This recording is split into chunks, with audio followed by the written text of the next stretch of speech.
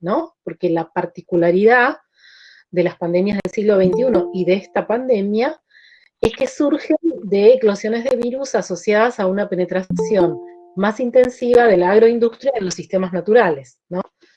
Es la agroindustria, es el agronegocio lo que ha creado estas fisuras entre los ecosistemas y las especies, y al destruirse esos ecosistemas, los virus y bacterias que circulan entre especies y que habitualmente no pasan a los humanos, empiezan a buscar nuevos seres huéspedes. Entonces, hay autores, autoras, que vienen alertando sobre eso hace muchos años, no les hemos prestado suficiente atención, pero sí los hay. Por ejemplo, un autor que se llama Rob Wallace, que es un biólogo evolutivo y fitogeógrafo, que hace 25 años estudia la relación entre agronegocio y pandemias. Tiene un libro que se llama Big Farm Make Big Flu, o sea, grandes granjas hacen grandes gripes, y lo que él dice básicamente es que el gran peligro en cada nuevo brote es el fracaso o la negativa voluntaria a comprender que no son incidentes aislados, que estos virus están muy asociados a la producción de alimentos y a la rentabilidad de las corporaciones multinacionales, que cualquiera que quiera comprender por qué los virus se están volviendo más peligrosos tiene que investigar el modelo industrial de la agricultura y más específicamente, dice él, la producción ganadera. Y en la actualidad, cuando surgen los virus, y esto lo decía incluso las epidemias, lo decía incluso antes de que surgiera esta pandemia del COVID-19, los gobiernos salen corriendo a buscar soluciones. Por supuesto, el debate explota en sanitarios, cómo atender la emergencia, se ven los problemas por separado, pero se sigue sin atacar las causas estructurales que hacen que estos patógenos marginados, que estaban marginados en distintos lugares, se vuelvan fenómenos estructurales. Tengamos en cuenta que el 85% de las gripes en el mundo en los últimos 10 años son de origen zoonótico, o sea, provienen de virus que pasaron de animales a personas. Pensemos en el ébola, el Zika, los distintos coronavirus que hubo antes de este COVID-19, la fiebre amarilla, las gripes aviares. Todas ellas salen de zonas muy remotas, de lugares silvestres, de ecosistemas salvajes, saltan hacia zonas periurbanas. Los grandes mediadores son estas concentraciones de la agricultura industrial, y después se dispersan por estas redes globales de viaje. Y piensen, por ejemplo, en el brote de la gripe aviar, que surgió en 1997 en Hong Kong, y que, fíjense que volvió a provocar nuevos brotes en 2003, o sea, 6 años después, y luego en 2009, otros 6 años después. Y a pesar de que se sacrificaron ahí millones de pollos y se llevaron a grandes intentos por contener la enfermedad, no se pudo evitar su propagación. Y la gran discusión de estos días con el tema de la posibilidad de que en Argentina se implanten granjas de producción de cerdos para abastecer el creciente mercado en China, justamente tiene que ver con otra pandemia, que es la pandemia porcina africana, que fue una pandemia que el año pasado arrasó con la producción porcina en China. Perdieron entre el 40 y el 50% de la población, tuvieron que hacer de la producción, tuvieron que hacer grandes sacrificios de animales, y la característica que tienen todas estas granjas, como dice Rob Wallace, es que hacen que estos animales, que ya tienen una respuesta inmune precaria, uniformidad genética que tienen todavía una respuesta inmune mucho más débil por las condiciones de hacinamiento en las que se crían. Se pierde biodiversidad de sistemas inmunológicos entre las especies y se necesitan grandes cantidades de antibióticos. La excreción de esos antibióticos también puede llegar a los humanos, porque va a parar a las aguas, al suelo, etc. Entonces, cuando yo digo que tenemos que pensar en clave de salud colectiva, necesitamos recapacitar para incorporar al debate sobre la salud colectiva esta relación entre lo que son las condiciones del metabolismo que genera la sociedad sobre la naturaleza y todos estos impactos que la sociedad produce. Un extractivismo masivo generalizado que no respeta la naturaleza. Entonces, la salud no son solo camas de hospital, vacunas, cuidados, formas de entender la cuarentena, que por supuesto son centrales en este contexto de padecimiento que estamos viviendo, sino la salud es esta relación con los ecosistemas. Segundo tema que para mí es importante para situar el debate tiene que ver con la incertidumbre. Una cosa que sabemos los que trabajamos en estos temas, y ahí quien me presentó hablaba de que yo trabajo sobre conflictos socioambientales, así es, son muchos años de estudiar conflictos socioambientales y acompañar procesos de lucha en la Argentina. Cuando uno empieza a estudiar estas cosas, lo que primero descubre es la enorme complejidad que tiene la definición de escenarios posibles de lo que algo podría suceder en contexto de un peligro ambiental. Cuando existen muchas interpretaciones posibles de lo que podría pasar, más que de riesgos, estamos hablando de incertidumbre, es decir, situaciones cuyos escenarios no se comprenden por completo o cuyos desenlaces son todavía desconocidos. La pandemia en sí misma es un contexto de enorme incertidumbre, no sabemos cómo va a seguir, cuánto tiempo más vamos a tener que seguir en situación de aislamiento social obligatorio, cómo nos va a afectar la vida cotidiana, la alimentación, los cuidados, el trabajo. Entonces, cuando hay incertidumbre, no es posible separar los aspectos de hechos de los aspectos de interés. Las preocupaciones de las y los ciudadanos empiezan a invadir todas las esferas del conocimiento y empiezan a hacer preguntas que son muy relevantes, como por ejemplo esta pregunta sobre cómo nos podría afectar a nosotros la salud o la economía o los escenarios futuros de preservación ecosistema, la producción masiva de cerdos. Entonces, en contextos de incertidumbre es bueno que todos y todas se manifiesten, no hay por qué acusar a los ambientalistas, a los ecologistas, a los jóvenes por el clima, a todas las personas que se movilizan por estos temas de ignorancias o de sesgo o de poca información, más bien todo lo contrario, estos debates en contextos de incertidumbre contribuyen a enriquecer los escenarios, las formas de plantear el problema, las formas de pensar colectivamente el problema. Y por supuesto, y por eso me gustó mucho el título de esta charla, tenemos que pensar en clave de soberanía alimentaria. En estos días también hubo muchas discusiones, sobre todo los productores y las grandes cámaras empresariales que salieron a defenderse, dijeron, bueno, los que criticamos esto tenemos argumentos ideológicos. En realidad no son solo ideológicos. Nosotros en las facultades de ciencias sociales lo que les enseñamos a las y los estudiantes es a construir una perspectiva sobre los problemas. O sea, los problemas justamente no se pueden mirar solo como asuntos de hechos, están los intereses y están los intereses colectivos de una nación, está el bien común, está el debate sobre la salud colectiva, y está el debate también sobre la soberanía alimentaria. ¿Qué es la soberanía alimentaria? Por supuesto que Miriam Gorman lo va a explicar muchísimo mejor que yo, es la madre de la soberanía alimentaria en Argentina, pero bueno, la soberanía alimentaria es una clave muy buena de interpretación de este asunto, porque introduce el problema de la justicia en el sistema agroalimentario, para quién se produce, quién consume. Antes ya fue dicho, tenemos serios problemas de hambre en la Argentina y sin embargo somos un país productor de alimentos. ¿De dónde viene esta contradicción de tener alimentos que superan por creces la posibilidad de alimentar a todos los que viven en el país y seguimos teniendo hambre? Bueno, hay un problema de justicia, de distribución. Pero también la soberanía alimentaria se pregunta mucho sobre los procesos de cambio en la sociedad, sobre cómo comemos y nos alimentamos, cómo usamos y mantenemos la tierra, el agua y otros recursos de nuestro entorno, no solo para nosotros, sino para las generaciones futuras. En ese sentido, la soberanía alimentaria ve a los alimentos, la agricultura, los ecosistemas y las culturas como elementos intrínsecamente entrelazados, o sea, si se afecta la salud animal o si se afecta el agua, también se afecta la soberanía alimentaria, y tiene mucho que ver, después lo discutiremos entre todos, con políticas de acceso a la tierra, con programas de arraigo rural, con la cercanía en la producción y en el consumo, con la producción cooperativa, o sea, hay central que tiene que ver con acceso a la tierra, con acceso a los recursos y con distribución de estos recursos. Ahora, ¿qué sabemos sobre esta discusión sobre la posibilidad de producir carne porcina para abastecer el mercado en China? Bueno, el 8 de enero fue la primera noticia que tuvimos de estos posibles acuerdos. Fue un gran laboratorio el que lanzó la primera noticia, Biogénesis Bagó, que habló de inversiones por 27.000 millones de dólares y la posibilidad de acercar partes para trabajar en una asociación binacional, Argentina-China, para pasar una producción que podría llegar a los 100 millones de cerdos en un periodo de 5 a 8 años.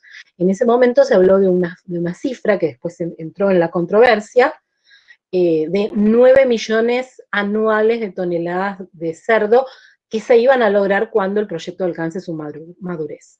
Bueno, primer aspecto para notar, el anuncio nos vino de una gran farmacéutica, estamos hablando de los antibióticos, que son parte del proceso productivo en una granja industrial de mediana y gran escala. Eso ya salió también desde el principio, que serían medianas y grandes producciones, no pequeñas producciones. En julio hubo un tuit del canciller Felipe Solá, donde volvió a insistir con esto de las 9 millones de toneladas. A partir de ahí se generó toda una movilización importante de reclamo, de oposición, de debate, liderada por la periodista especialista en la industria alimentaria Soledad Barruti, pero también otras personalidades de debates de la ecología política en Argentina, como Maristela Svampa, Guillermo Folguera, Enrique Vial, etcétera. Y ahí se presentó un documento que se llama "No queremos transformarnos en una factoría de cerdos para China, ni en una fábrica de nuevas pandemias". Un documento que yo firmé y que logró una amplia adhesión, o sea, se empezó a generar un debate muy importante. Yo supongo que, por supuesto, por este contexto de pandemia que nos hace repensar mucho las cosas. Luego Cancillería modificó el comunicado y dijo que serían 900.000 toneladas de 9 millones, pero una cosa que también circuló desde el principio, sobre todo en los promotores de este proyecto, es esta frasecita que dice: a China le faltan 20 millones de toneladas de carne de cerdo por esta pandemia que tuvo, de algún lugar las tiene que sacar, y eso fue presentado como un contexto de oportunidad. Eh, si China no puede producir sus propios cerdos, entonces es una oportunidad para Argentina. Cerdos equivale a un mayor nivel de procesamiento respecto de lo que ya le exportamos a China, y somos uno de los principales exportadores, que es la soja y en segundo lugar el maíz. Y también se habló incluso de que en Estados Unidos los mayores productores de carne porcina, de procesamiento de carne porcina, tuvieron que cerrar por el coronavirus, por grandes contagios masivos de coronavirus entre los trabajadores. Ahora, de nuevo, eso que para unos se ve como una oportunidad, para otros se ve como un riesgo. Porque en Argentina, en el año 2019, se produjeron un poco más de 600.000 toneladas de carne de cerdo. Esto significa que para alcanzar las 900.000 hay que faenar casi 10 millones de animales extras. Se habla de granjas por fuera de la pampa húmeda, eso también nos enciende una alarma, porque conocemos toda la experiencia con la expansión de la frontera agropecuaria con el cultivo de soja, que justamente es un cultivo genéticamente modificado que se adapta a territorios con bajas precipitaciones, y eso fue lo que hizo que se pudiera expandir hacia regiones no pampeanas. Acá de nuevo se habla lo mismo para el caso de los cerdos. Y bueno, y hay un informe de la Fundación Ambiente y Recursos Naturales que analizó cuánto maíz y cuántas sojas se necesitaría para alimentar este ganado, y se habla de 2.200.000 toneladas de maíz, 750.000 toneladas de soja. Eso implica multiplicar las hectáreas cosechadas en 290.000 para el maíz y 250.000 para la soja, o sea que estamos expandiendo otra vez la presión de la agricultura industrial sobre otros cultivos, sobre otros espacios naturales. Eso para este grupo que se concentra en temas del clima implicaría, según las estimaciones de Farm, que se dupliquen las emisiones en gases de efecto invernadero del sector porcino, y demandaría unos 12.000 millones de litros de agua potable a lo largo de toda la producción. Entonces, acá tenemos algunos indicadores de que sería un negocio de mediana a gran escala, que implicaría ampliar otra vez la frontera extractiva hacia territorios que ya están muy afectados por el agronegocio. Concretamente estoy pensando en la deforestación en toda la región del NOA, y también esta cuestión de la orientación exportadora de los recursos. Ya quedó claro desde el principio que toda esta carne porcina no sería para alimentar a nadie en la Argentina, sino para... Y ahí viene la cuestión: ¿qué implica un acuerdo con China? En términos generales, dada la experiencia previa de nuestro país, los acuerdos y convenios firmados con China benefician mucho más a China que a la Argentina. Siempre tienen reglas de adquisición directa, condiciones preferenciales, se simplifican procedimientos, se bajan mucho todos los estándares sociales y ambientales. China es un socio fundamental para Argentina, no solo porque recibe el 10% de nuestras exportaciones, sino porque también hay acuerdos financieros, o sea, hay dinero en el Banco Central que tiene que ver con China. Y es un modelo, o sea, este acto de avanzar respecto de los cerdos no es muy diferente al modelo del agronegocio en expansión desde la década de los 90, en el sentido de cuál es la lógica imperante. La lógica imperante es la exportación de commodities para obtener divisas, divisas que se concentran en pocas manos. Eso permite el monopolio y el control de precios en parte de unas pocas empresas. Somos muy dependientes de los precios internacionales. Si China de un día para otro decide consumir pollo, como parece que lo va a hacer por otra parte, y no cerdo, nos quedamos con toda la producción sin colocar. Y sabemos que esa acumulación de divisas, si algo nos sirvió el debate Vicentín, fue para eso, no necesariamente queda en el país porque puede haber fuga de capitales. Y es un modelo que nos resta soberanía alimentaria porque son justamente estos sectores más concentrados de capital extranjero los que tienen el control de toda la cadena de producción, abastecimiento, lo que incluye paquetes tecnológicos, medicinas, antibióticos, etcétera.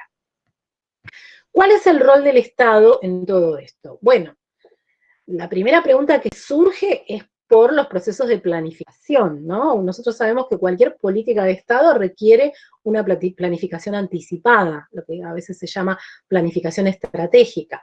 ¿Qué sectores quieres que crezcan? ¿Cuáles son los esvalonamientos productivos? ¿En qué lugares territoriales vale la pena ubicar estas actividades?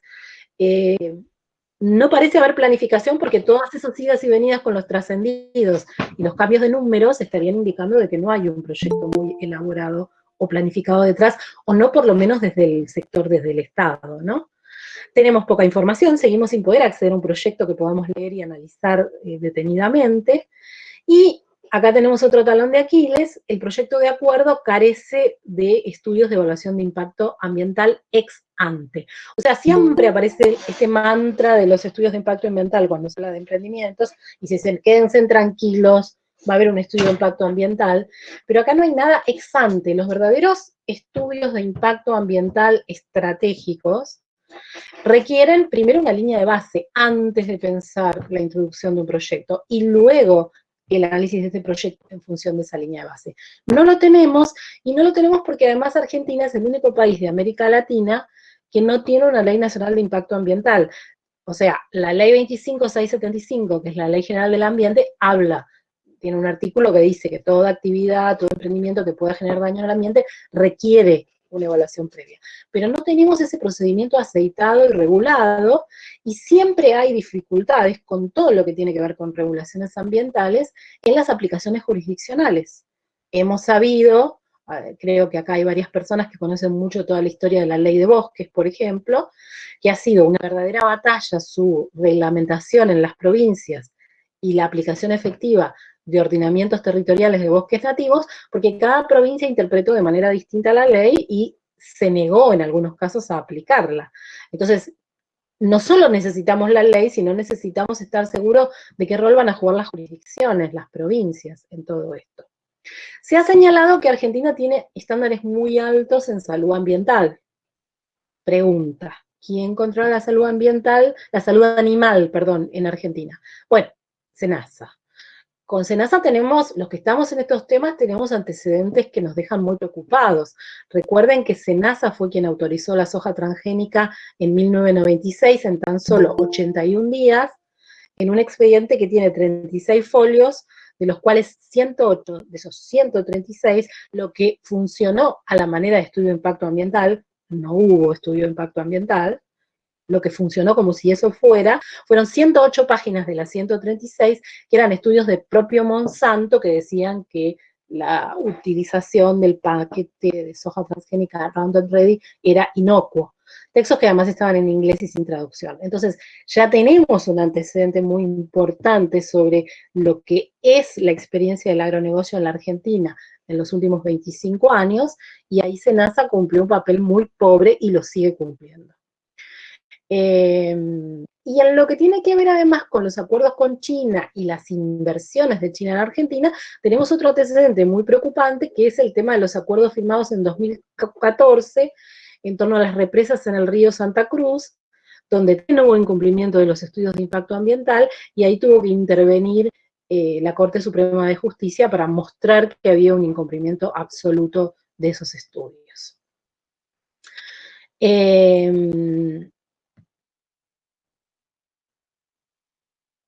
Entonces, volviendo a la clave de interpretación en términos de soberanía alimentaria, una de las cuestiones que dicen los promotores de este proyecto es que el sector del agronegocio es necesario para alimentar el mundo.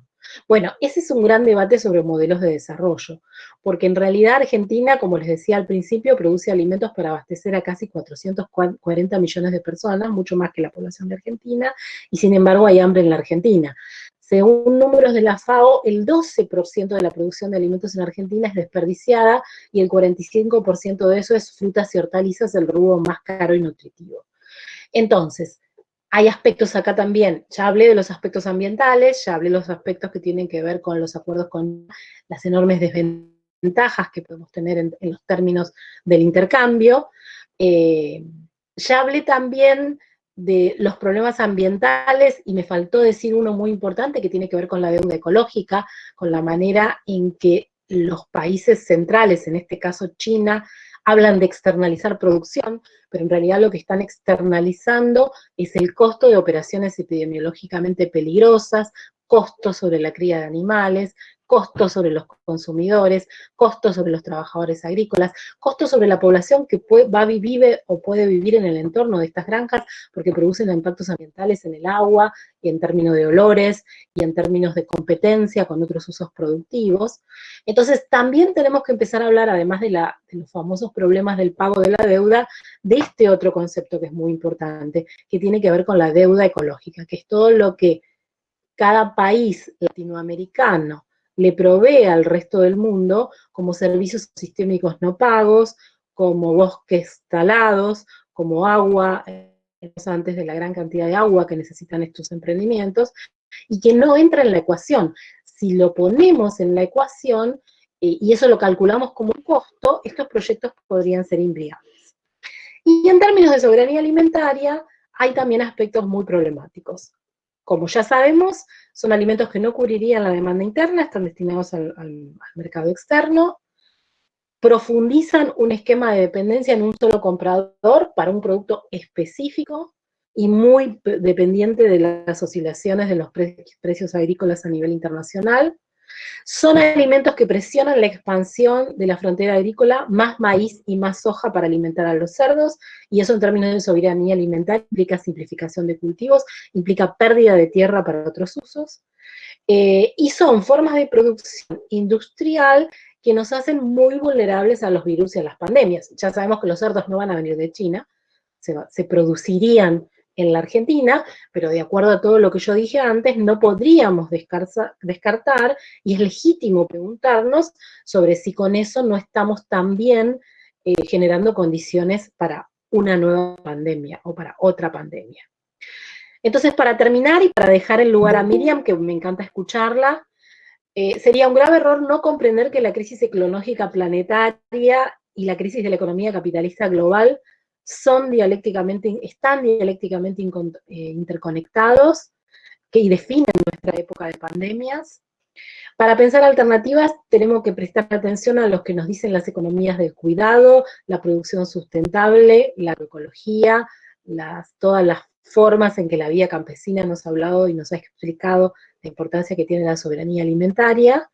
Y por último, algo que estoy repitiendo mucho en las charlas que me toca dar, porque me parece que es un momento en que eso está sucediendo y lo celebro, es importante tener puentes entre la cuestión social y la cuestión ecológica, lograr puntos de referencia para la acción política. Para eso se requiere coraje y también, como supongo que hay en este grupo, una vocación para regenerar comunitariamente la vida en común. Bueno, muchas gracias.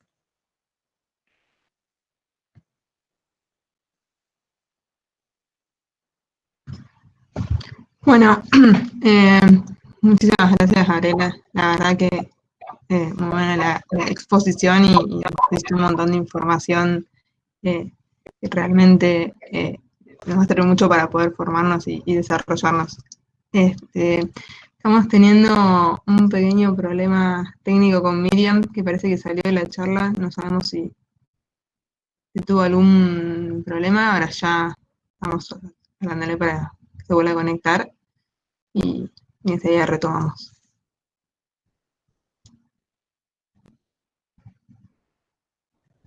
Esperemos un poquito.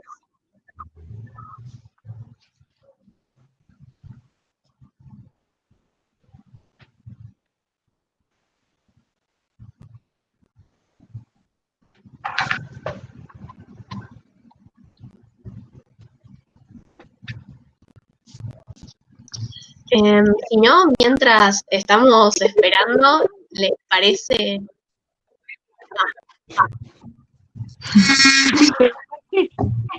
No se escucha, porque parece que tengo desconectado el micrófono, no sé si me escuchan.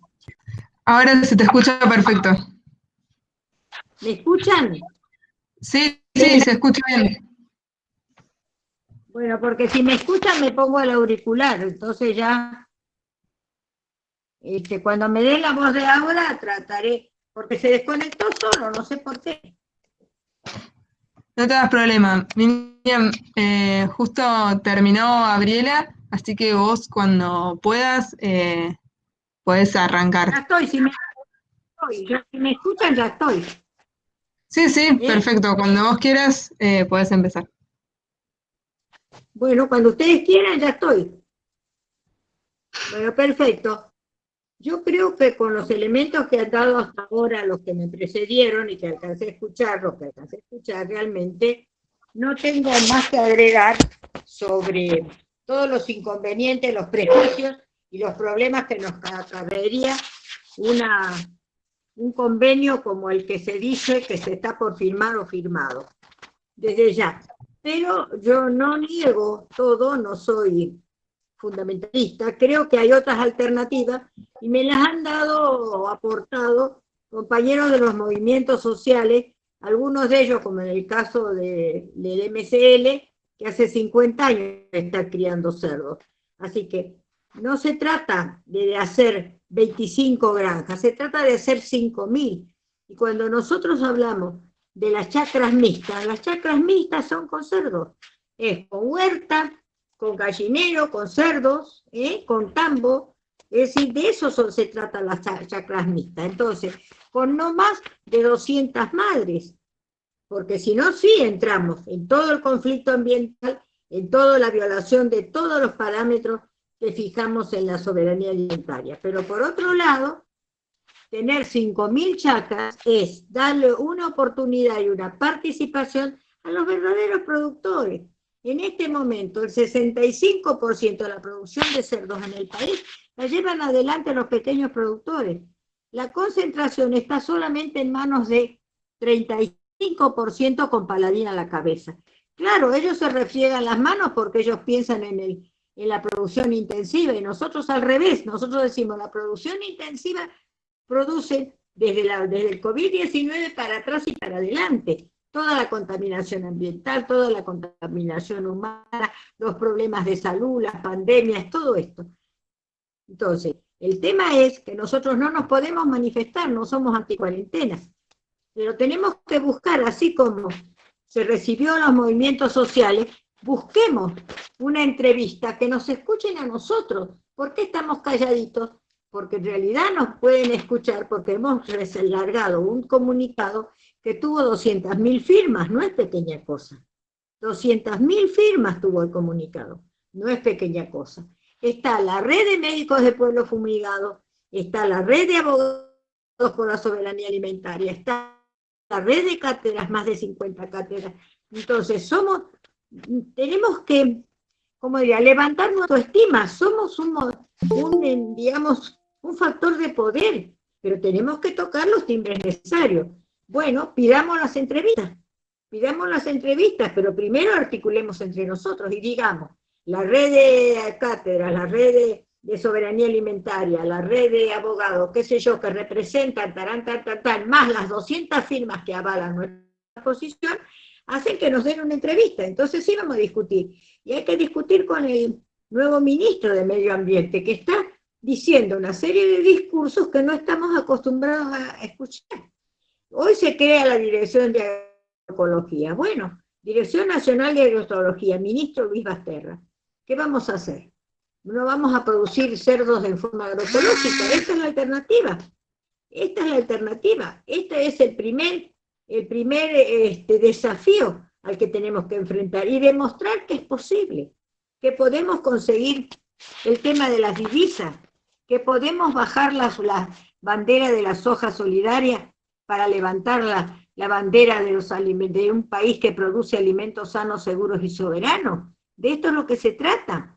Pero ¿por qué no? ¿Por qué no conseguir las divisas exportando alimentos sanos con valor agregado? Y los espárragos de Mendoza, o los alcauciles de La Plata, o los kiwis de Mar del Plata, como lo están haciendo, o lo que está haciendo Tucumán. Entonces, eso es lo que tenemos que evaluar y ver. Nosotros somos capaces de hacerlo, pero en la medida que tengamos que hacernos el planteo que nos hacemos siempre. ¿En manos de quién está la producción y para quién vamos a producir? Porque lo primero que tenemos que cuidar y preservar es el mercado interno.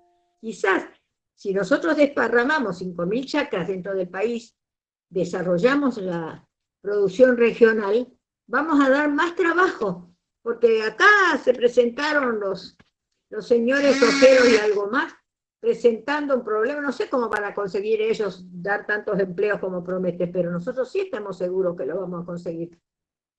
Pero en la medida que estimulemos el acceso a la tierra, fundamental, y ya hay proyectos, ya está Leo Grosso en eso, ya está el Vasco Durañón en la provincia de Buenos Aires, ya está en la provincia de Buenos Aires el programa de alimentos bonaerenses de apoyo a la agroecología y de apoyo a los agricultores familiares. Entonces hay pasitos que se están dando débiles, pero nosotros somos los encargados de fortalecerlo. Nosotros somos los que le tenemos que dar la fuerza que eso merece y la intensidad que merece. De esto se trata, de esto se trata.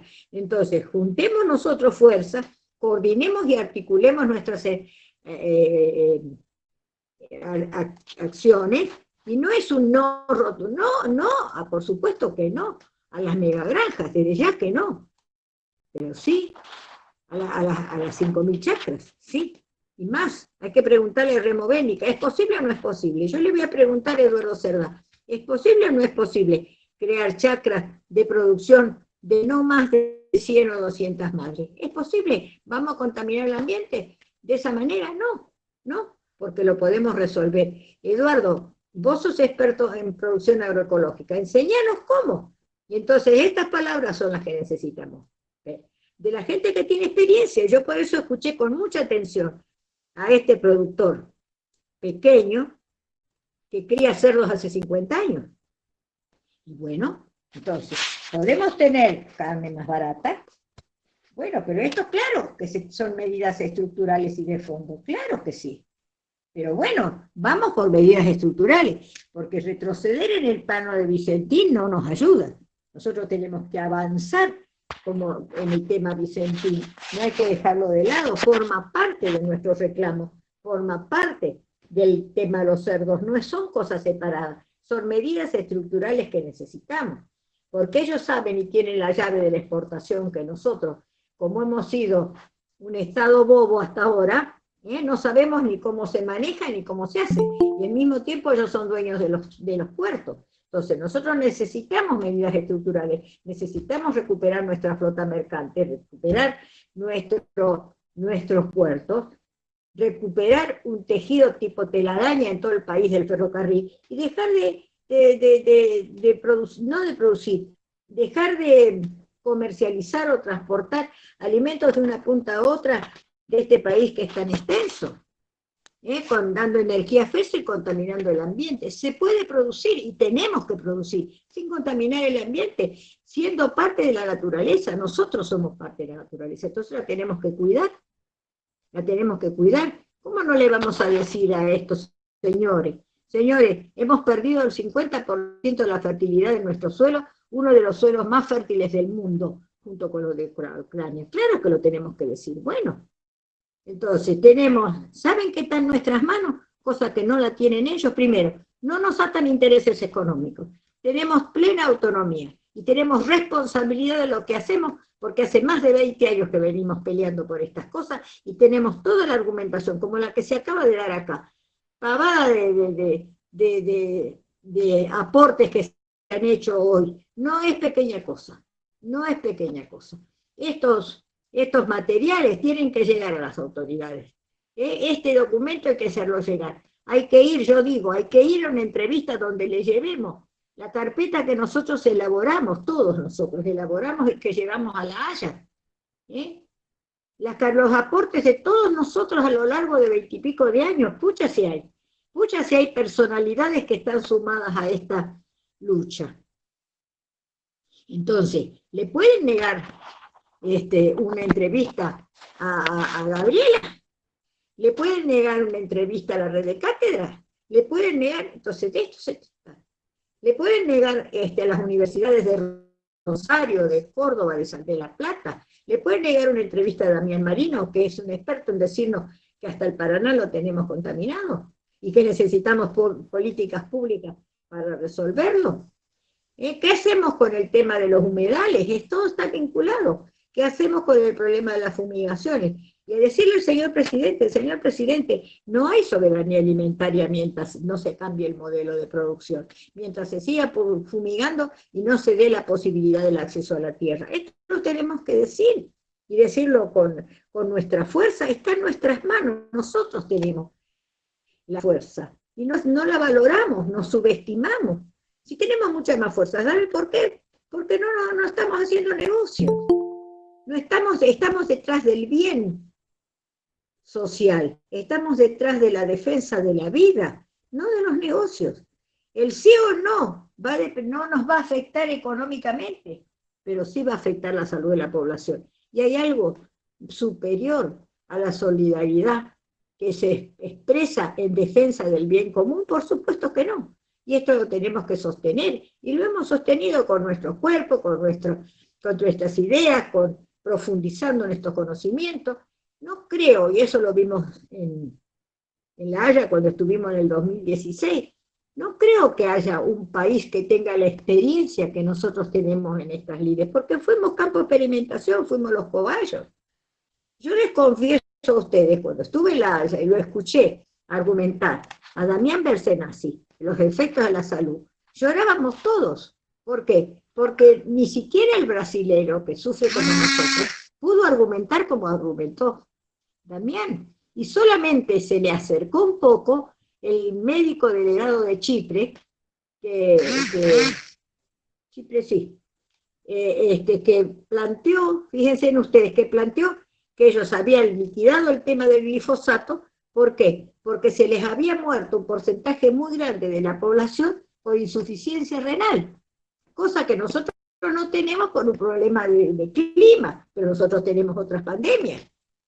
¿O no es una pandemia el aumento de las enfermedades oncológicas? ¿O no es una pandemia que tiene que ver con qué plan vamos a hacer para discutir el tema de la pandemia si no resolvemos el problema de elevar nuestra propia inmunidad, que está vinculada al tipo y a la calidad de alimentos que recibimos? El plato contaminado y el alimento caro, nosotros no tenemos alternativa, nos arrincona la violación al derecho a la alimentación. Hay salida, pero claro que hay salida, y la tenemos que proponer. En lugar de ser tan críticos, que lo somos, digamos, nosotros somos críticos, pero acá está la propuesta. Yo me acuerdo, y me emociona mucho acordarme de eso, en una manifestación, una movilización de las mujeres peruanas, que dijeron,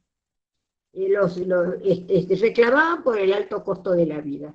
Entonces llegaron al Parlamento y el Parlamento le dijeron, ustedes siempre con protesta. Y la que dirigía la movilización les contestó, nosotros con protesta sí, pero tenemos propuestas. Protestamos, pero traemos propuestas. ¿Y saben lo que contestaron? Por otro lado, exigimos respuestas. Es decir, nosotros no vamos con una crítica, nosotros vamos diciendo, esta es la situación y estas son las propuestas que hacemos, pero nosotros queremos respuestas, porque somos una parte muy importante de la sociedad, que no es el 1%, ¿no? Es mucho más. Son los pueblos afectados, son los niños afectados, son las escuelas rurales afectadas, por favor. Son los niños de Barrijo, de Paraná. Entonces, ¿cómo? Por favor, es contundente nuestra postura. Y no la podemos, tenemos fuerza y la tenemos que valorar un poco más, y es lo que corresponde en este caso. A esto me quería referir y esto quería decir. Hay alternativas, y está en manos nuestras el valorarlas y presentarlas a donde corresponde. Entonces, toquemos los timbres, alguno nos va a dar pelota. Alguno nos va a dar pelota. Vamos, veamos, vamos a ver, empecemos a ver qué vínculos tenemos, qué relaciones tenemos, con qué diputado, con qué senador, pidamos las entrevistas a las comisiones de salud, a las comisiones, a la Cancillería. ¿Quién es el señor Solá que recibe a las organizaciones sociales y a nosotros no nos van a recibir? Por favor, por favor. Pidámosela al jefe de gabinete. ¿Por qué no la va a negar? A ver. Bueno, empecemos a movernos. En ese sentido, hagamos una autorreflexión general para ver cuáles son los vínculos que nosotros tenemos para poder avanzar. De esto se trata. Y se me va a acabar la carga del celular. Acá estoy.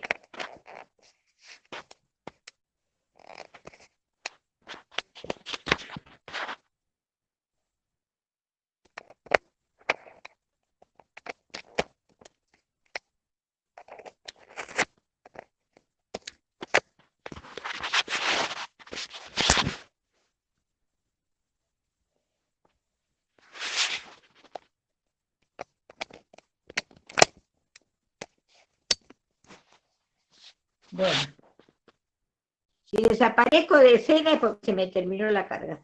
Estoy igual conectada. Acá estoy.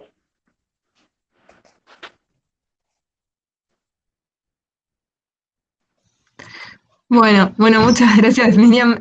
Súper inspirador, además, para todos nosotros que este tiempo apelamos y buscamos y militamos por un nuevo modelo de desarrollo para todo nuestro país y para todo el mundo.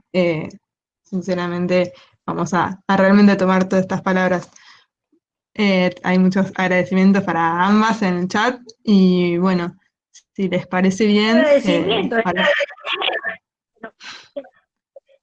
Ahí se cortó.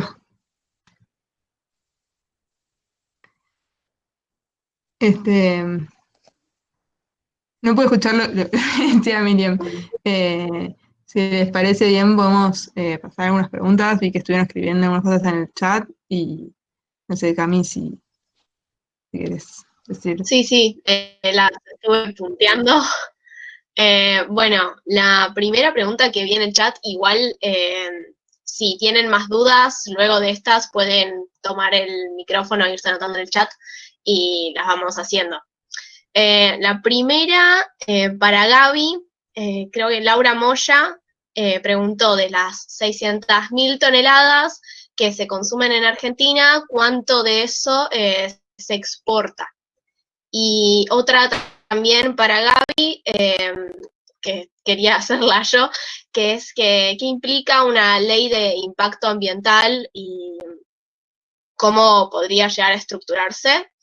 Y la última también de Laura, si lo que estabas hablando de la transición, explícate, si quieres puedes tomar el micrófono porque no entiendo muy bien, dice si no caeríamos en una economía verde.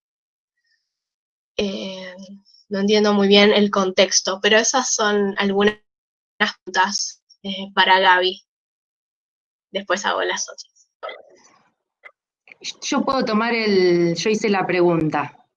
En un momento, Gaby, vos estuviste hablando sobre la cuestión de el intercambio, cuando hablaste sobre deuda externa y hablaste sobre el aporte que hacemos Latinoamérica, bueno, en bosques. Y entonces mi pregunta es si eso no tiene que ver con la financiarización del ambiente, digamos, si eso que vos marcaste no va más en esa sintonía, que es una cuestión que se debatió en la última cumbre de Río, en donde se trató de imponer eso, justamente que los países puedan seguir contaminando y que de alguna forma paguen en bonos de carbono y todos esos mecanismos. Un poco, no sé si se entendió, cualquier cosa me extiendo.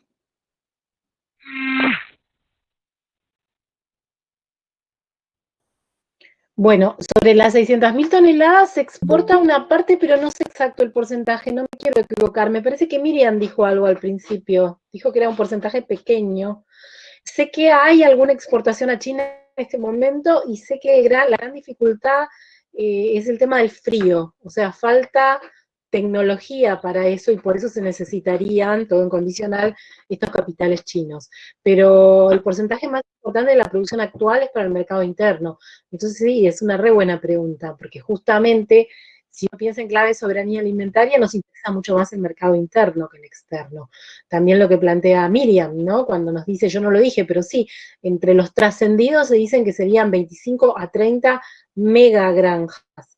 Y en realidad, pensando en claves de mercado interno y de fortalecer a los pequeños productores, necesitaríamos otras formas de producción que impliquen mayor cantidad de establecimientos, pero de menor tamaño, que es un poco el planteo que dice Miriam, consultemos con Cerda, consultemos con Removénica, porque efectivamente la producción porcina puede entrar en un esquema de, no sé si agronomía, no lo tengo tan claro, pero de soberanía alimentaria. Entonces, no sé cuánto se exporta, pero en este momento es un porcentaje menor. En todo caso, averigüe, busquemos el dato, no lo tengo. Sobre la ley de impacto ambiental, ¿por qué no tenemos? Bueno, porque Argentina tiene una legislación bastante pionera en América Latina en temas ambientales que arranca con la Constitución de 1994, que tiene el derecho al ambiente sano y tiene toda esa idea de las leyes de presupuestos mínimos.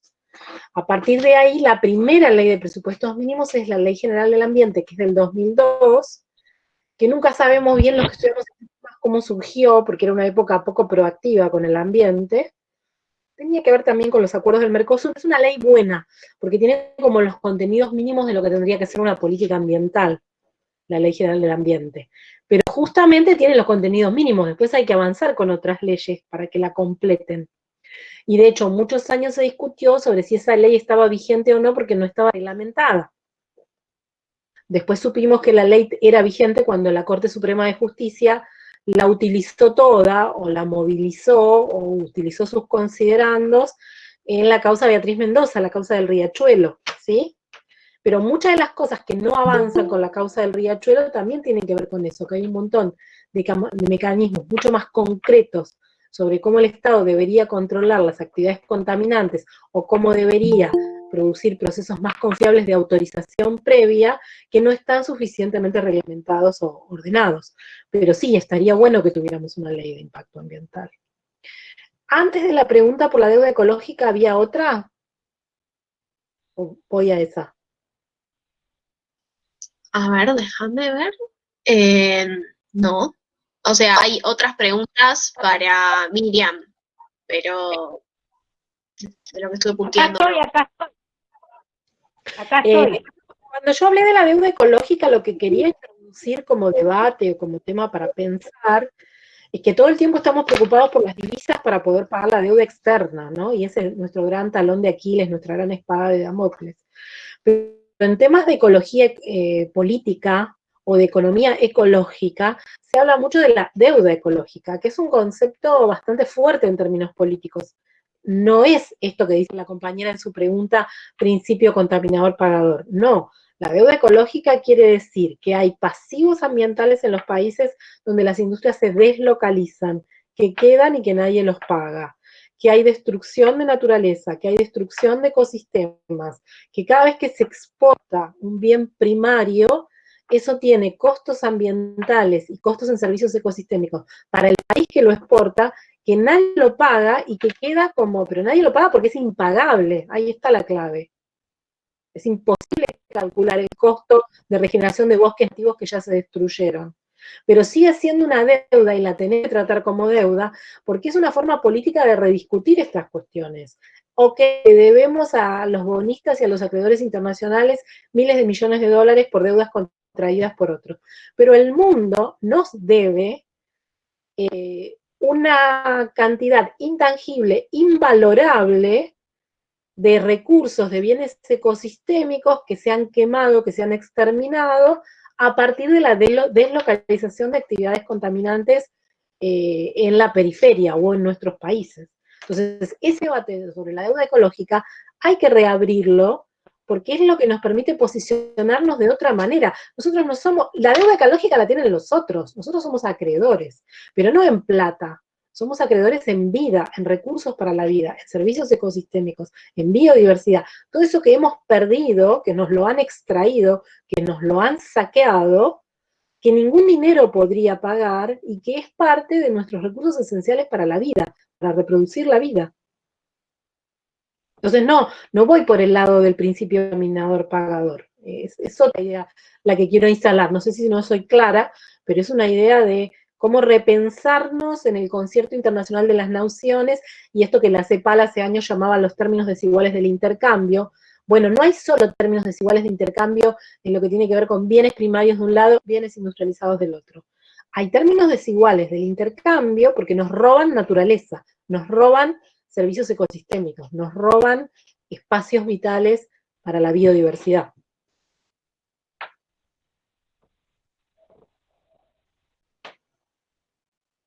Excelente, excelente, muchas gracias. A mí me pareció súper claro.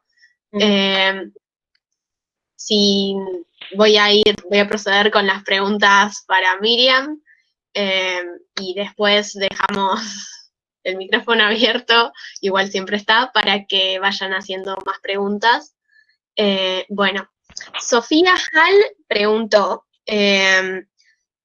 si hay posibilidad de ser parte de un acuerdo de la magnitud de la que se habla, pero que se pueda producir con métodos agroecológicos. O sea, si tenemos capacidad para producir esa cantidad que demandaría el acuerdo con técnicas agroecológicas.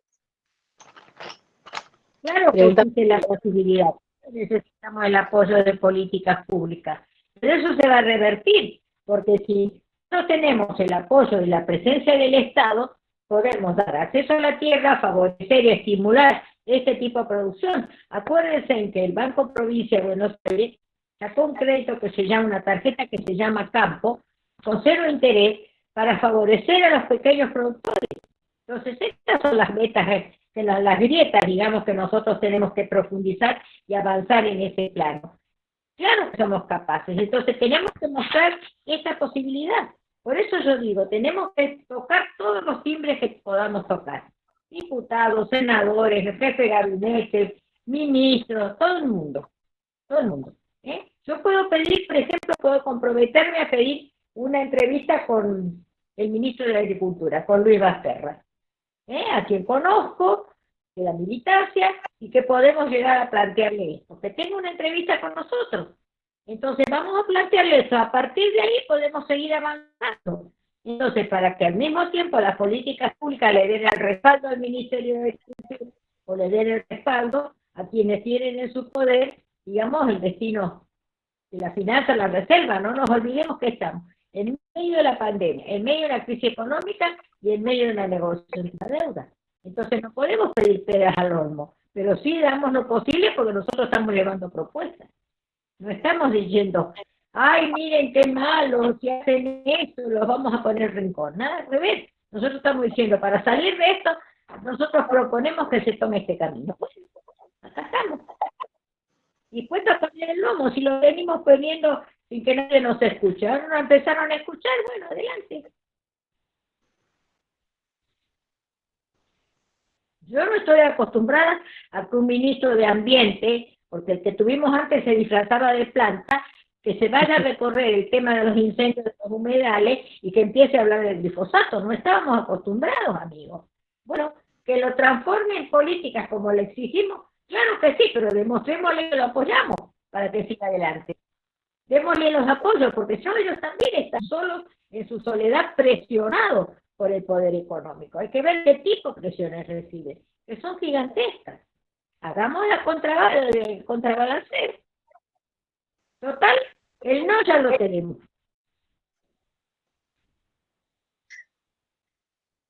Totalmente. Muchas gracias. Yo quería preguntar algo, pero no está como dirigido a alguna oradora en particular.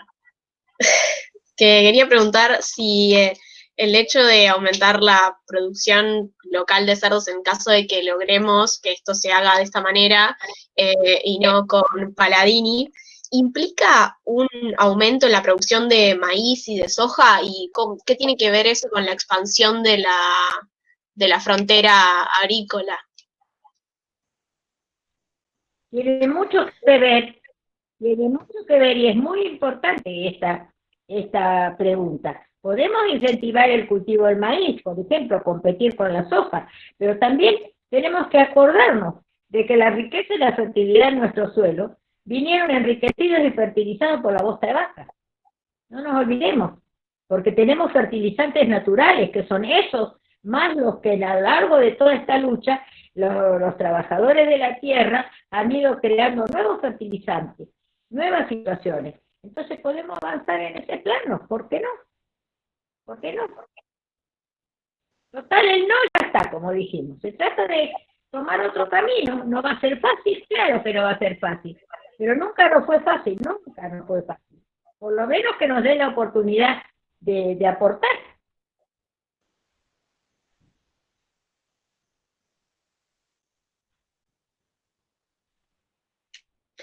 Sí, yo hablé de la relación con el maíz y la soja porque en realidad esa producción de mediana y gran escala de cerdos que luego van a ser procesados y faenados para ser enviados al mercado internacional, implica ese modelo de las granjas del que hablé al principio. Implica animales muy hacinados, implica antibióticos e implica predominantemente ese alimento, que es el maíz producido en gran escala. O sea que necesariamente esa producción pensada como commodity o pensada para el mercado internacional va a presionar sobre la producción de maíz y soja.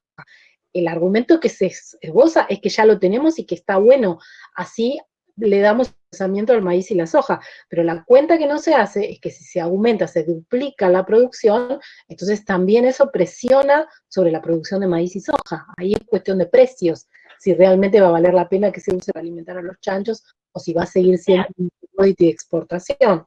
Pero siempre estas decisiones de la producción están encadenadas con otras decisiones, nunca están solas. Y hay interdependencia de problemas. Eso es lo que nos cuesta pensar y lo que nos cuesta ver. Cuando yo digo, tiene que haber una planificación estratégica, implica ver todas esas cuestiones. ¿En dónde están las granjas? ¿Qué alimentos necesitan? ¿Qué otras producciones compiten? Y bueno, y la pregunta por los pequeños productores en este proyecto no fueron convocados, más bien lo contrario, están preocupados. En España es un antecedente cercano de un acuerdo con China para estas granjas, están teniendo serios problemas ambientales y los que están protestando en España son los pequeños productores de cerdo, porque tienen una competencia desleal y porque ya se empezaron a multiplicar las enfermedades que afectan a esos cerdos que están producidos en otras condiciones, ¿no? Con restos de comida, con otra escala, sin necesidad de utilizar cultivos transgénicos para alimentar a los cerdos. Yo creo que dentro de los análisis de rentabilidad hay que poner algo que nunca sacan la cuenta, que son los efectos secundarios o laterales o como quieras llamar. Porque yo me acuerdo en una entrevista que tuve en la Cámara de Diputados el año pasado, pero todavía no me acuerdo, cuando se discutía la ley de semillas, y en el bloque de Unión Ciudadana estaba también Kicillof. Y yo les dije directamente, ustedes alguna vez, de esta es la caja que tenemos, macanudo, pero de esta caja ustedes separaron, lo hicieron la cuenta, y se lo dije al Kicillof directamente, ¿de cuánto invierten en la atención de los chicos de Pueblo Fumigado? 600.000 pesos cuesta un chico en el Garrahan. ¿Ustedes el daño a la salud lo contabilizaron o solamente pusieron las entradas y no las salidas? Porque la salud está en manos del Estado. Los costos de la salud caen sobre el Estado. Entonces, si nosotros tenemos escuelas rurales en estas condiciones, caen sobre el Ministerio de Educación los problemas. Esos son los laterales, los secundarios que le llaman, que pasan a ser primarios, los que tenemos que considerar. De eso se trata.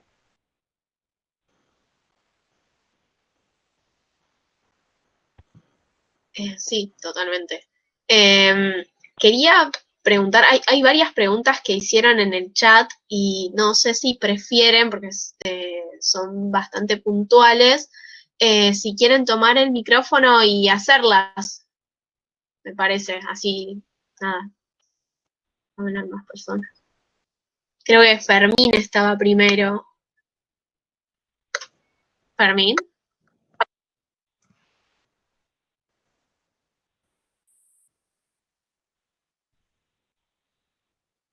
Yo no te escucho. Es un problema mío nada más. Si no, leo tu pregunta. Ok, leo tu pregunta, no hay problema. La pregunta que hace Fermín es, ¿qué pasa con la peste porcina africana?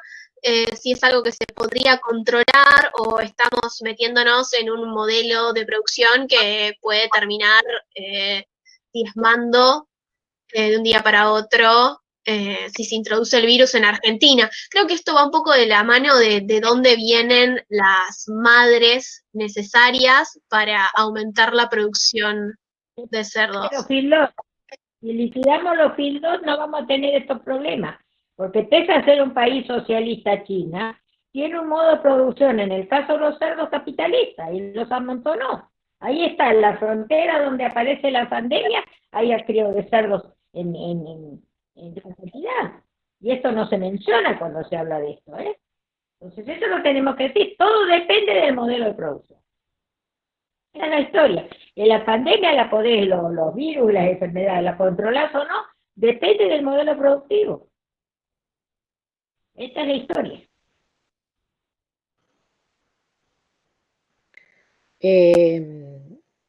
Sí, la pandemia porcina africana no hay vacuna. Y como todas estas enfermedades de los animales se tratan con antibióticos, los animales generan resistencias a los antibióticos.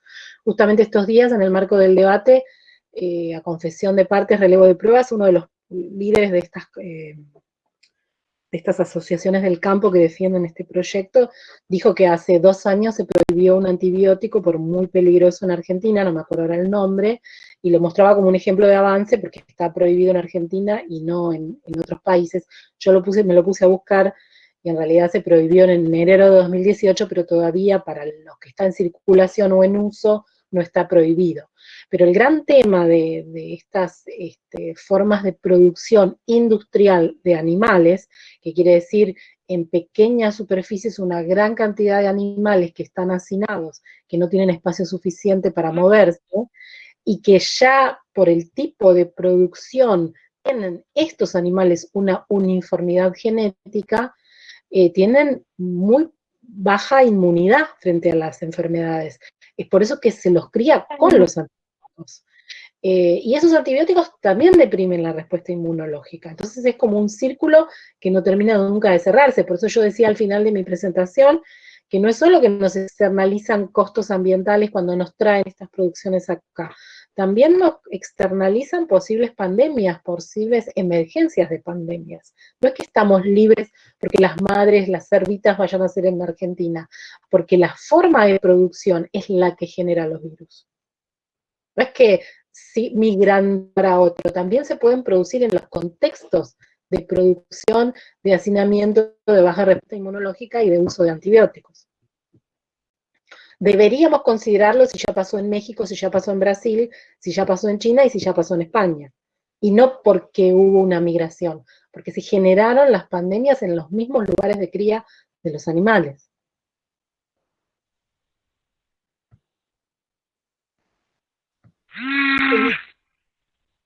Oh, oh.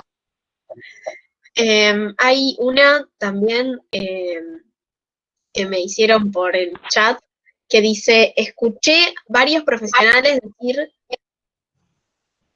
Uy, perdón, interrumpí a alguien. Ah, perdón. Dice, escuché a varios profesionales decir que no es posible producir la cantidad de carne animal que se produce con forma industrial de forma ecológica. ¿Qué hay que transicionar a métodos sustentables, pero sí o sí se va a tener que consumir menos cantidad de carne animal? ¿Y qué opinan sobre esto? Pregunta picante.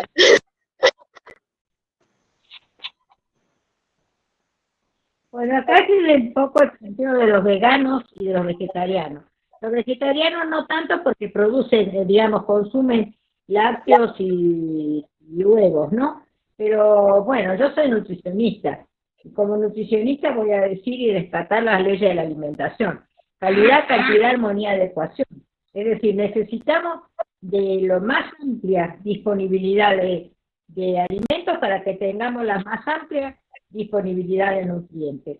Y los nutrientes, el hierro sobre todo, y no se olviden de que tenemos un porcentaje muy alto de niños recién nacidos anémicos y embarazadas anémicas, el hierro de valía, viene de los organismos o alimentos de origen animal. Que hay hierro en el perejil y que hay hierro en el otro lado, sí, pero la biodisponibilidad, la asimilación del organismo, la da el hierro de origen animal, y eso no lo podemos prescindir. Entonces, de esto se trata, que la alimentación nuestra tiene carencias, claro que sí, nosotros consumimos pocas verduras y frutas, y cuando hablábamos de producción de alimentos, tenemos que decir que en un estudio hecho por nuestras colegas, se demostró que la disponibilidad de verduras y frutas en nuestro país no alcanzaría si se cumplieran las recomendaciones nutricionales que nos dicen de que tenemos que consumir 5 porciones de fruta por día, fruta o verdura, y demás por día. Entonces, no nos alcanza. Tenemos que estimular esta producción, pero tenemos que estimular también el consumo. Y esto es muy importante en el tema de educación alimentaria. Y esto yo se los he dicho en la cara a los propios ministros. ¿Cuándo? En los spots televisivos vamos a tener uno que nos recomiende qué comer, qué alimentos son disponibles en variaciones estacionales, todo lo que ustedes quieran, y me dejen de vender alimentos para crecer, ser más lindos, ser de rubio o celeste, sobre la base de los postrecitos. Entonces, si los medios están infectados de propaganda comercial para comer comida chatarra y una publicidad que está dirigida a los niños como futuros consumidores y no como futuros ciudadanos. Entonces, en medida que el Estado no desarrolle políticas públicas para regular la publicidad por un lado y sacar publicidad, no más que publicidad, mensajes de salud, de alimentación, de educación, aprovechando los medios que son públicos. Entonces, vamos a revertir esta situación, porque la educación alimentaria a nivel individual no es lo que resulta. La pantalla es lo que nos ha cambiado el patrimonio alimentario. Y esto lo tenemos que tener en cuenta. Si ahora están vendiendo hasta remedios para curar la diarrea a los chicos, esto es una barbaridad. Un niño con diarrea tiene que tener control médico, si no se va a morir. Ah, no, hay una pastillita que cura la diarrea. Por favor, esto hay que regularlo de una buena respuesta.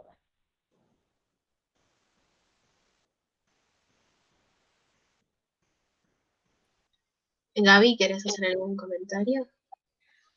Sí, en general cuando se habla de ecología o de agroecología, lo que tengo puesto el micrófono, sí. Hay un debate muy fuerte sobre la escala. En general se piensa en una pequeña escala y se piensa en un horizonte que es satisfacer necesidades básicas de reproducción social, el consumo socialmente necesario, el consumo que implica la salud. Acá estamos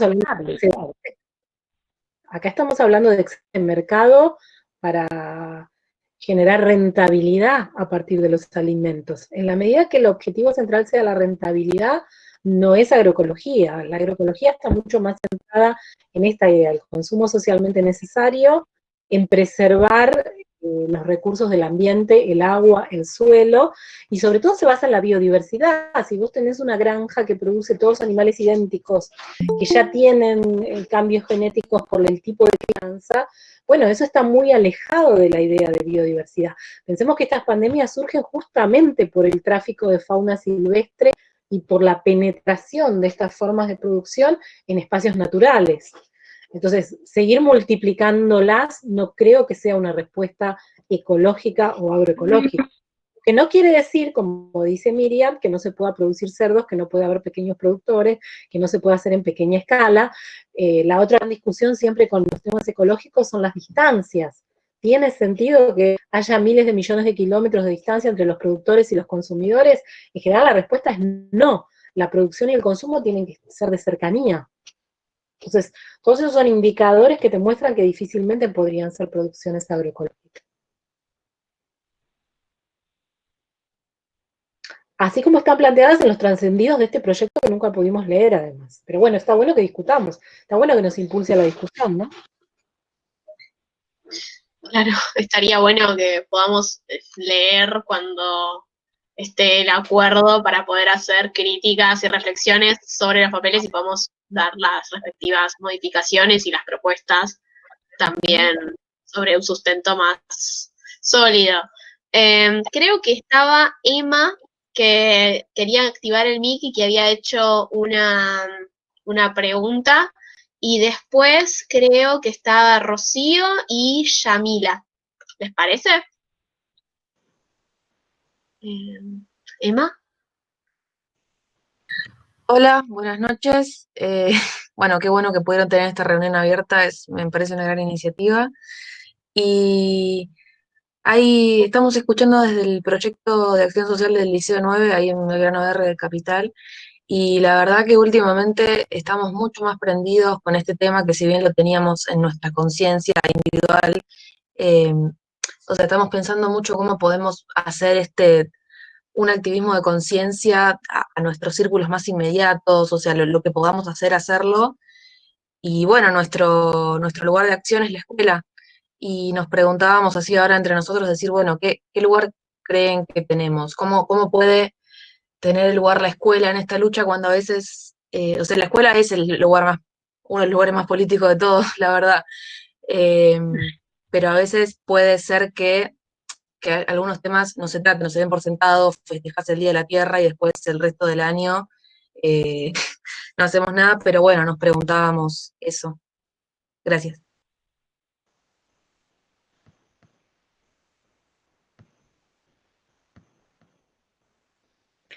Bueno, la escuela es el gran espacio multiplicador por excelencia. Yo también soy docente universitaria, pero también trabajamos con organizaciones.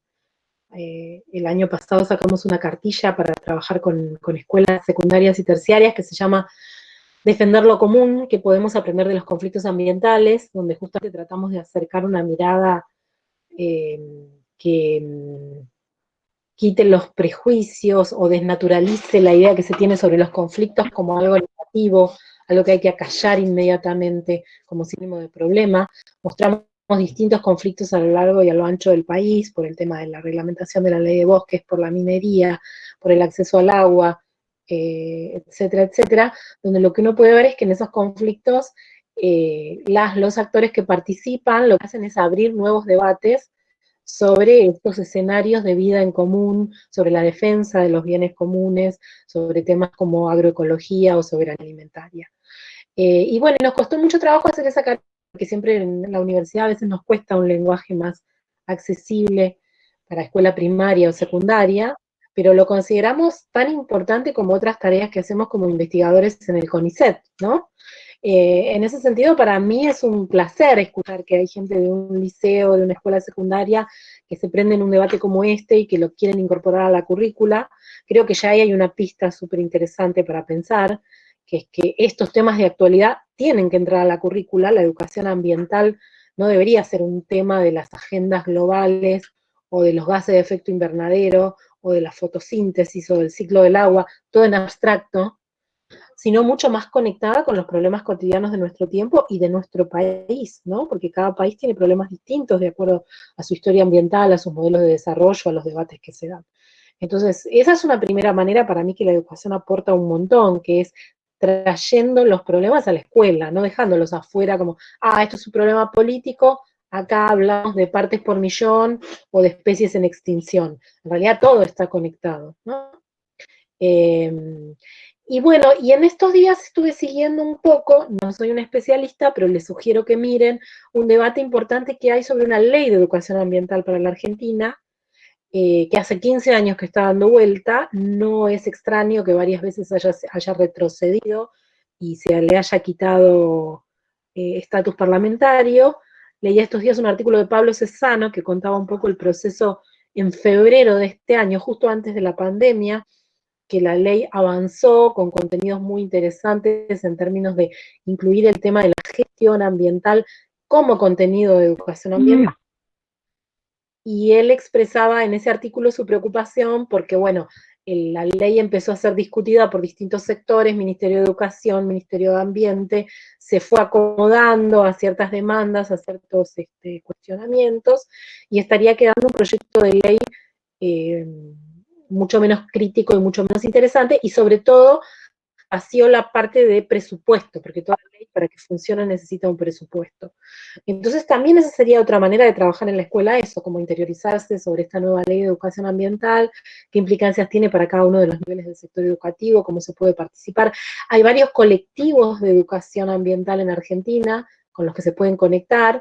En esos colectivos trabajan en educación no formal o en educación popular, pero también hay en esos colectivos muchos docentes de escuelas secundarias, de institutos terciarios. En estos años han crecido muchísimo las carreras terciarias y universitarias de gestión ambiental. De hecho, estoy segura que acá debe haber gente de esas carreras porque suelen ser los públicos más activos y más interesados en esos temas. Y a veces las currículas tienen sus problemas, pero se podrían mejorar, pero han acercado un montón a estudiantes que en otro momento hubieran hecho su camino por la biología, la física o la ingeniería, a estas carreras que son más híbridas, que cruzan lo social con lo natural, que es imprescindible. Cualquier debate sobre educación ambiental requiere que crucemos las ciencias sociales y las naturales. Cada vez más sabemos que el problema ambiental, que la crisis ecológica es consecuencia de los modelos de producción, de las acciones humanas. Entonces no podemos solo mirar lo natural escindido de lo social y lo político. Entonces, bueno, no sé si fui un poco desordenada, pero estas serían todas maneras en las cuales la escuela se puede involucrar con estos temas.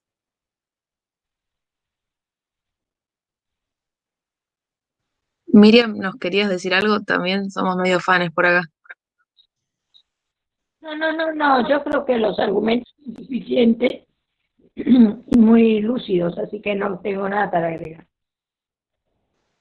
Bueno, muchas gracias. Qué interesante toda la ley de educación ambiental. No tenía ni idea. Bueno, averiguaremos más. Y se los voy a poner ahí en el chat. Ah, muchísimas gracias. Gracias, le mandamos un beso enorme. Iría Rocío, ¿no? Rocío.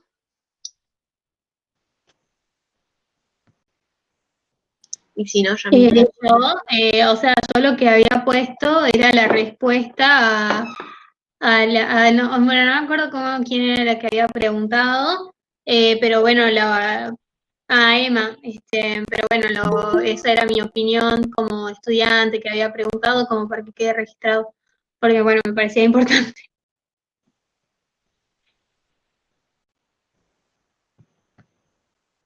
Sí, veo que muchas personas están escribiendo que dicen que trabajan en educación ambiental, así que bienvenidas y bienvenidos y cuéntenos sus experiencias si quieren. Seguro tienen más para aportar que yo.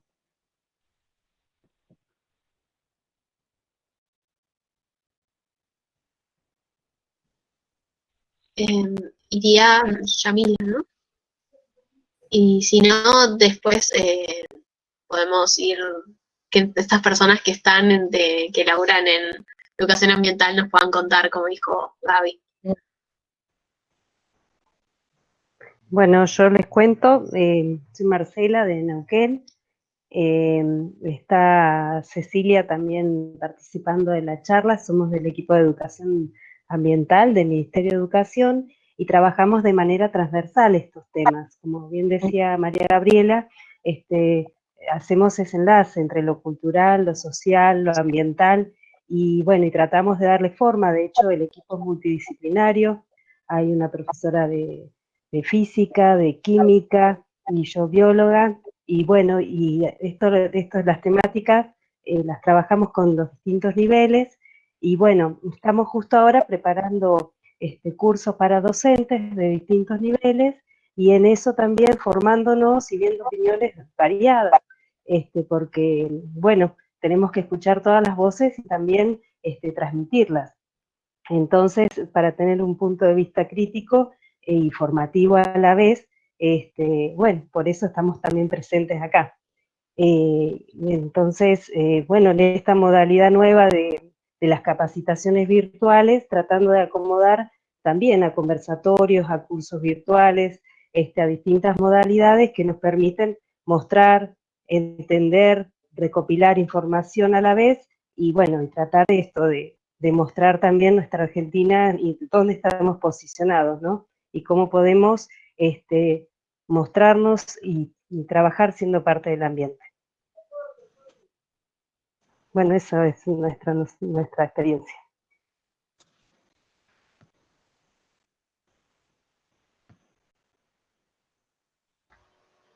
Bueno, no sé, Cami, si quedan, o Belu, si quedan alguna pregunta más por ahí dando vueltas. Y ya redondeamos. Creo que no. Estamos en vías de ir cerrando. Perdón, yo Bueno. tenía una, me anoté en el chat. Dale, dale, perdón. Ok, genial. Bueno, mi pregunta es para Gaby. Yo estudio sociología en la Universidad Nacional de San Juan, entonces, bueno, mi pregunta está relacionada más a lo social, digamos.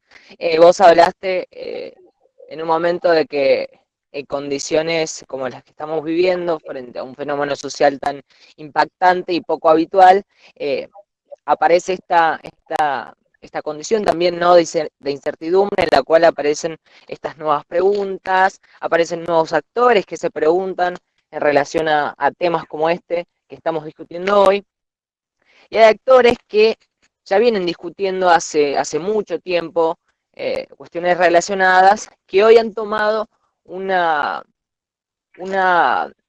visibilidad mayor, que son los movimientos sociales o los movimientos ambientales, y mi pregunta está relacionada, a cuál es la incidencia política que actualmente y frente a las condiciones actuales adquieren estos movimientos ambientalistas, y también dijiste en algún momento que sirven de alguna forma para sentar el debate. Una vez sentado el debate, ¿cuál crees que es el próximo paso a dar?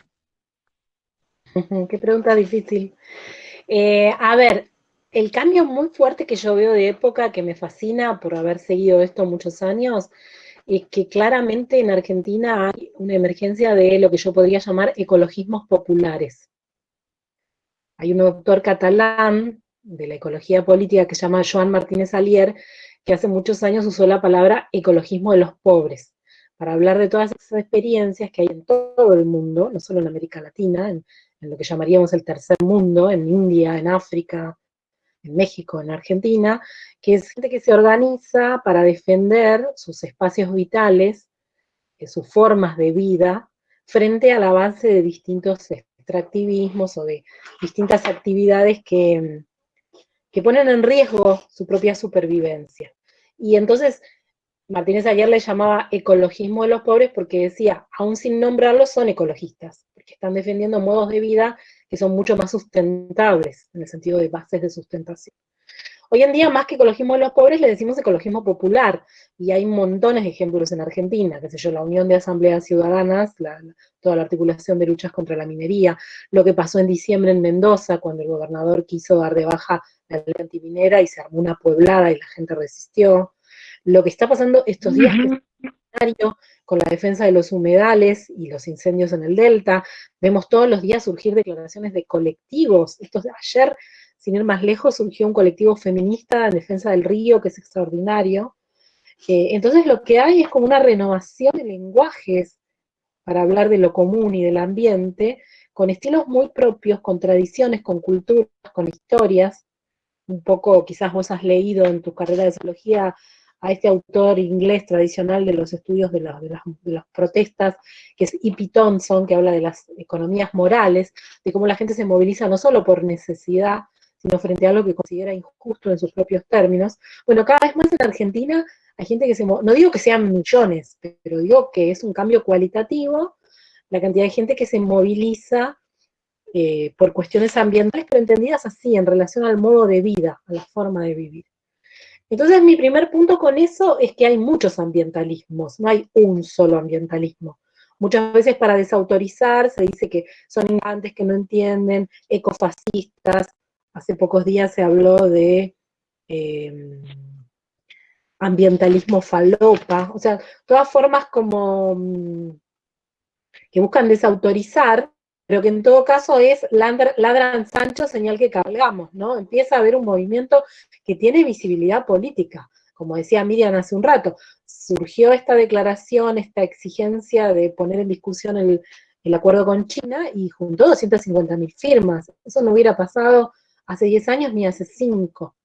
Entonces, es un momento de ebullición, por eso entiendo el planteo de Miriam, que es una militante histórica que la tiene muy clara, en el sentido de decir, bueno, aprovechemos, pidamos reuniones, presionemos, porque es cierto, están dadas las oportunidades para ejercer esa presión, es cierto que Cabandier se posiciona como un ministro de Ambiente diferente de los otros, es cierto que hay enormes contradicciones internas en el gobierno, porque así como está Cabandier, está Felipe Solá, al quien nombré, al quien le hice un pequeño homenaje cuando hablé de la experiencia de programación de la soja transgénica como un trámite. Entonces vos me preguntás cómo se podría seguir o cuál es el paso que sigue, y siendo consecuente con lo que acabo de decir, te diría no sé, porque no depende de mí. Cuando se trata de movilizaciones, de organizaciones, de acción política, son los propios movimientos los que defienden el sentido de las cosas, ¿no?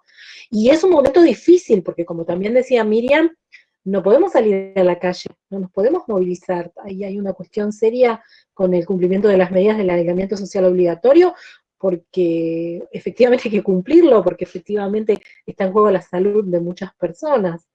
Entonces también es un momento en que vamos a tener que reinventar las formas de comunicarnos y de organizarnos.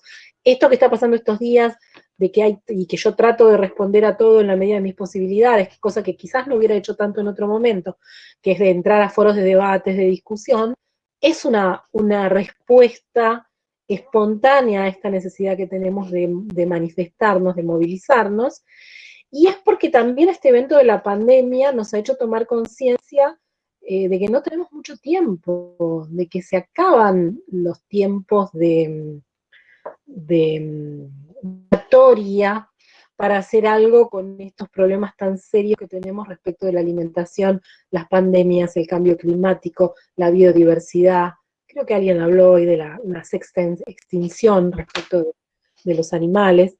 Entonces, somos muchos los que estamos preocupados y tratamos como podemos de hacer oír nuestra voz. ¿Qué eco vamos a tener? ¿Cuán lejos vamos a llegar? Como dice Miriam, ella es la maestra, no depende de lo que yo diga, depende de las organizaciones que nos demos. Excelente, gracias.